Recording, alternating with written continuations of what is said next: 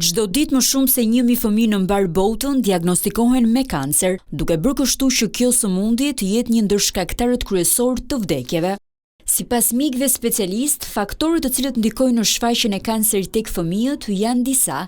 Nuk është se ka një faktor të vetëm, le të themi si në rastet e moshës pediatrike të shtyr ose adultëve, pra moshës së rritur, të cilët pa diskutim është faktori gjenetik, është faktori ambiental, janë faktorë të tjerë të stilit të jetesës, tek fëmijët, sidomos moshat 0-3 vjeç, kryesisht është problemi i embriogjenezës, defektet, ndryshimet në barkun e nënës, ndërsa në moshat më të mëdhaja sigurisht që ndikon edhe stili jetesës, edhe ambienti dhe ana gjenetike.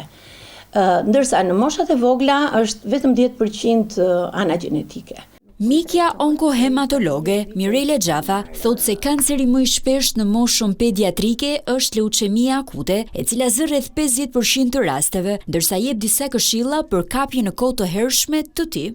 Ndërgjegjësimi i popullatës, duke pas parasysh që ankesat, simptomat që fëmijët paraqesin, të mos neglizhohen, dhe këtu kam parasysh një zbejje të fëmijës, një dhimbje të eshtrave ose dhimbje të kokës, hemoragji nga gingivat e dhëmbëve ose nga hemoragjitë nga hundët, apo edhe njollat, epistaksis, ekimoza, pra njollat hemoragjike në lëkurë, të mos neglizhohen.